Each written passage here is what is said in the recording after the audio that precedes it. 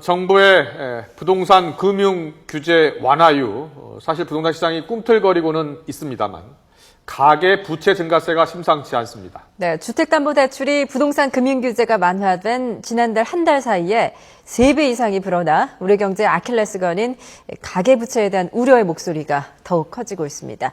취재기자 연결합니다. 이승은 기자. 이승은입니다. 네, 지난달 주택담보대출이 얼마나 늘어난 겁니까? 네, 주택담보 인정 비율, LTV와 총부채 상환 비율, DTI가 완화된 지난달 1일부터 한 달간 금융권의 전체 가계대출은 5조 4천억 원 늘어났습니다. 올해 월평균 2조 7천억 원의 2배에 이릅니다.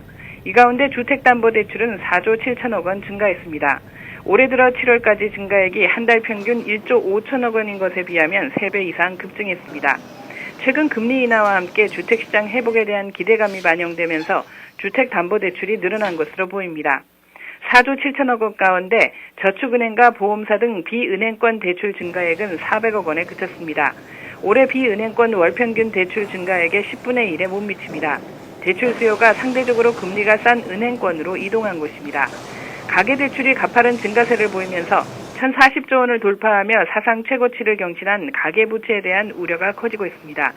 특히 주택담보대출금이 저소득층과 자영업자들을 중심으로 주택 구입이 아닌 생계형으로 사용된다면 가계부채 부실화 가능성도 높아진다는 점에서 당국의 면밀한 모니터링과 대책이 필요하다고 전문가들은 지적합니다.